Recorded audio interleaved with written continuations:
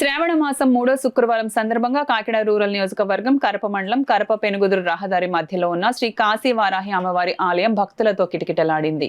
అమ్మవారి శక్తి మహిమతో జిల్లాలోని వివిధ ప్రాంతాల నుంచి వేలాది మంది భక్తులు తరలివచ్చి అమ్మవారిని దర్శించుకుని ప్రత్యేక పూజల్లో పాల్గొన్నారు.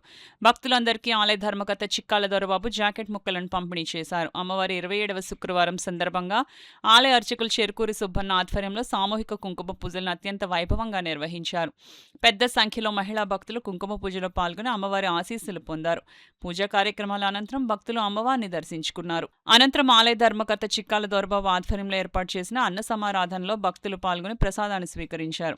ఈ సందర్భంగా ఆలయ ధర్మకర్త చిక్కాల దొరబాబు అర్చకులు చేరుకూరి సుబ్బన్న మాట్లాడుతూ కాశీవారాహి అమ్మవారి ఆశీస్సులతో భక్తులందరూ సుఖ సంతోషాలతో ఆయురారోగ్యాలతో ఉండాలని ఆకాంక్షించారు.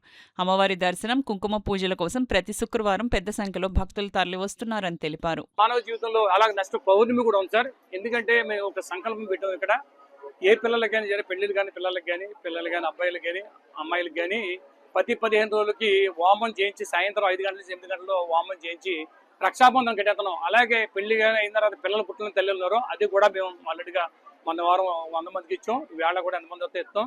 ఇది ఒక మంచి ఉద్దేశంతో సంకల్పంతో వెళ్ళడం కార్యక్రమం. ఏదంటే లోక కళ్యాణం ఎన్ని సరే ఎవరో ఒకరు మన భారతదేశంలో ఎవరో ఒకరు స్టార్ట్ చేయాలి. భారతదేశంలో వేల గుళ్ళు ఉన్నాయి, వేల గుళ్ళలో వేల కోట్ల ఆస్తులు ఉన్నాయి. కానీ సంకల్పం ఎవరో ఒకరు చూడాలి. మేము కడపలో స్టార్ట్ చేసాం. ఇది కాశీ వారారమ్మ దగ్గర స్టార్ట్ చేసామండి.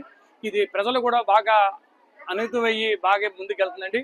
అందరూ బాగుంటారు. ఏదైతే సరే పిల్లలు కలిసి కుటుంబం బాగుంటుంది. ఆ పిల్లల గురించి ఎంతమంది పిల్లలు పుట్టిన వాళ్ళు, పిల్లలు పెళ్ళి ఉన్న వాళ్ళు, ఉద్యోగంలో వాళ్ళు, రకరకాల అన్ని వైబ్రేషన్ అంటే ఇక్కడ చెప్తాం కదండి. చూస్తే తెలుస్తుంది మీకు. చాలా వైబ్రేషన్ ఉంటుంది. మండలానికి దగ్గర హెడ్క్వార్టర్లో ఉంది. కాశీ వెళ్ళాలంటే 2000 కిలోమీటర్ల దూరంలో ఉంది అమ్మవారు.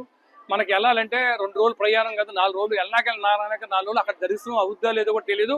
అటువంటిది ఇక్కడ నిరంతరం దర్శనం భాగ్యం సేమ్ పరిణామం సేమ్ ఇదే. అమ్మవారు అయితే మాత్రం చాలా పవర్ఫుల్గా ఉన్నారు. లోక కళ్యాణ నిమిత్తం చేస్తున్నాం తప్ప రెండోది లేదు. అందరూ బాగుంటారు. దాంట్లో మనం చేస్తున్నాం. అందరికీ ఉదయం 5 గంటల నుండి రాత్రి 10 గంటల వరకు ఎన్నో విశేషమైనటువంటి పూజాధిక హోమాధిక కార్యక్రమాలన్నీ కూడా ఎంతో విశేషంగా జరపబడుతున్నాయి. అందులో ఇంకా విశేషంగా ఈ రోజు ఉదయం 10:30 నుండి మధ్యాహ్నం 12 గంటల వరకు సుమారుగా ఒక 5,000 మందితో సామూహిక కుంకుమ పూజా కార్యక్రమాలు ఎంతో ఘనంగా చేయడం జరుగుతోంది.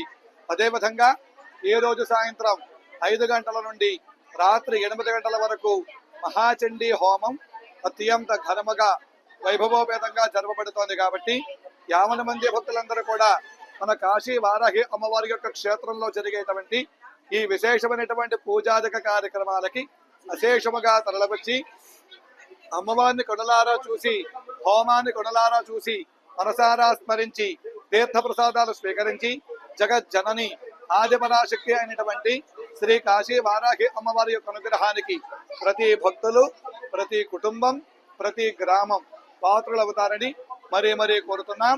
కాశీ వారాహి అమ్మవారి యొక్క అనుగ్రహం, అదేవిధంగా శ్రావణ వరలక్ష్మి మాత అనుగ్రహం ప్రతి ఒక్కరికి కూడా కలగాలని మనస్ఫూర్తిగా కోరుకుంటున్నాం.